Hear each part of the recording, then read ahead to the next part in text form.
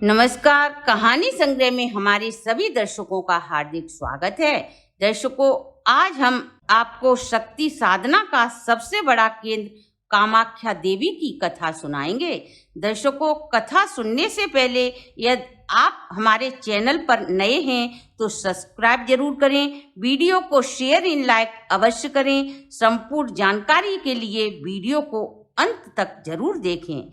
दर्शकों, कामाख्या मंदिर असम की गुवाहाटी रेलवे स्टेशन से 10 किलोमीटर दूर नीलांचल की पहाड़ी पर स्थित है और इस मंदिर को 52 शक्ति पीठों में से एक माना जाता है। ये सबसे पुराना शक्ति पीठ है। इसकी कहानी बहुत ही रोचक है। पौराणिक मान्यताओं के अनुसार जब माता सती अपने पिता द्वारा किए गए यज्ञ में बिना निमंत्रण के शामिल होने जा रही थी, तब उनके पति भगवान भोलेनाथ ने उन्हें वहां प्रजापति दक्ष के यज्ञ में बिना निमंत्रण के जाने से रोका और समझाया, लेकिन माता सती नहीं मानी और वे बिना भोलेनाथ की आज्ञा लिए वहां चली गईं। वहां पर पहुंचकर उन्हें पता चला कि उनके पति भोलेनाथ को छोड़कर सभी देवता उस यज्ञ में शामिल होने के लिए आए हैं। वहां भोलेनाथ को छोड़कर सभी देवताओं को बैठने के लिए सुंदर सुंदर आसन पड़े थे। यह बात पार्वती को बहुत बुरी लगी। उन्होंने अपने पिता दक्ष प्रजापति द्वारा अपने पति का अपमान वे सहन न कर सकीं और उसी यज्ञ कुंड में कूदकर आत्मदाह कर लिया। जब यह बात भगवान भोलेनाथ को पता चली तब वे क्रोधित हो उठे और उन्होंने अपने गढ़ वीरभद्र को यज्ञ स्थल को तहस नहस करने की आज्ञा दी।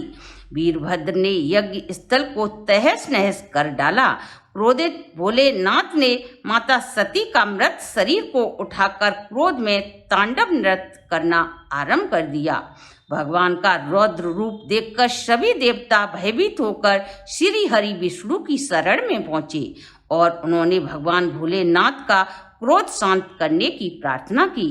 तब श्री हरि विष्णु ने सुदर्शन चक्र को आज्ञा दी कि सुदर्शन चक्र ने देवी सती के मृत शरीर को काटकर कई भागों में विभाजित कर दिए। माता रानी के मृत शरीर जहाँ के अवशेष जहाँ भी गिरे वह जगह पवित्र स्थान बन गई और वे स्थान शक्तिपीठ के नाम से जाने जाने लगे। ऐसी मान्यता है देवी सती की गर्भ और योनि यहीं पर आकर गिरे थे। उसी से इस शक्तिपीठ का नाम कामाख्या पड़ा। इस मंदिर को लेकर एक और प्राचीन कथा प्रचलित है। ऐसा माना जाता है कि एक बार काम के देवता अपना पुरुषत्व खो दिया और यहाँ देवी सती के रखे योनि और गर्भ से ही उन्हें पुरुषत्व की प्राप्ति हुई थी। एक और मान्यता के अनुसार भगवान शिव और माता पार्वती के बीच इसी स्थान पर प्रेम की स्थापना हुई थी। संस्कृत भाषा में प्रेम को काम कहा जाता है, इसलिए इस स्थान का नाम कामाख्या पड़ा। एक और किंवदंती के अनुसार इस मंदिर के पीछे सीढ़ी अधूरी है।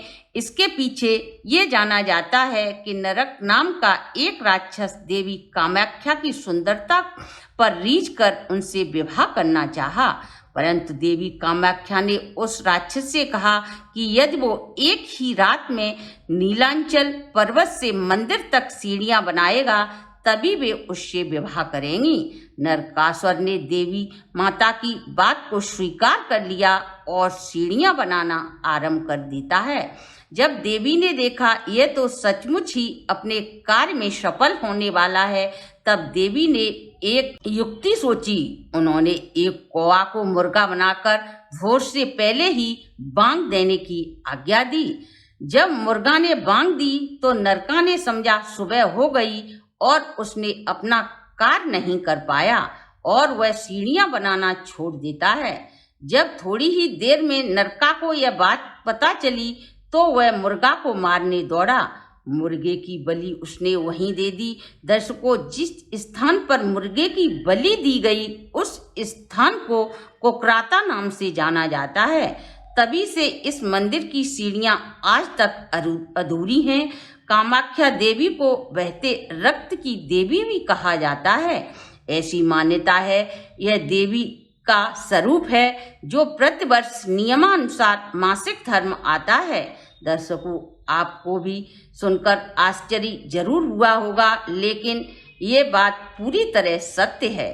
कामाख्या देवी हर वर्ष जून के महीने में रजस्वला होती हैं और वह बहते रक्त से पूरी ब्रह्मपुत्र नदी का रंग लाल हो जाता है। इस दौरान 3 दिनों तक मंदिर बंद हो जाता है, लेकिन मंदिर के बाहर अम्बुबाची पर्व मनाया जाता है। इस दौरान देश विदेशों से भारी संख्या में सैलानी, तांत्रिक, अघोरी, साधु इस मेले में शामिल होने आते हैं। शक्ति के उपासक तांत्रिक साधक नीलांचल पर्वत की विभिन्न गुफाओं में साधना कर सिद्धियां प्राप्त करने की कोशिश करते हैं। भक्तों और स्थानीय लोगों का मानना है कि अम्बुबाची पर्व के दौरान कामाख्या देवी के गर्भगृह के दरवाजे अपने आप ही बंद हो जाते हैं और उनका दर्शन निषेध माना जाता है। पौराणिक दस्तावेजों में कहा गया है कि इन 3 दिनों में देवी कामाख्या रजस्वला होती हैं। वो तंत्र साधकों में रजस्वला स्त्री और उसके रक्त का विशेष महत्व होता है, इसलिए यह पर्व कामाख्या देवी के रजस्वला का वह समय तंत्र साधकों और अघोरियों के लिए सुनहरा काल माना जाता है। इस पर्व के दौरान गर्भगृह योनि के आकार में स्थित उसे सफेद वस्त्र पहनाए जाते हैं जो पूरी तरह रक्त से भीग जाते हैं।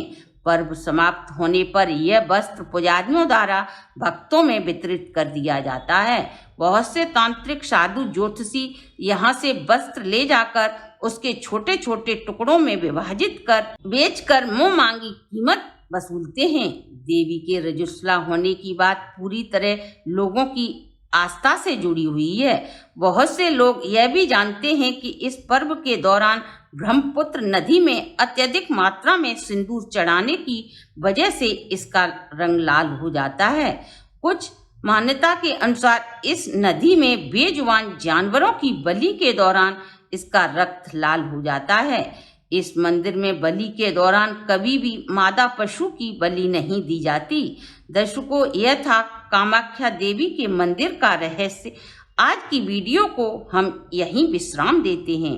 अगर आपको हमारी ये वीडियो अच्छी लगी हो तो ज़्यादा से ज़्यादा शेयर करें, और यदि आपने हमारे चैनल को अभी तक सब्सक्राइब नहीं किया तो सब्सक्राइब करें, बेल आइकन को प्रेस करें, जिससे हमारी नई वीडियो की जानकारी सबसे पहले आपको प्राप्त हो सके।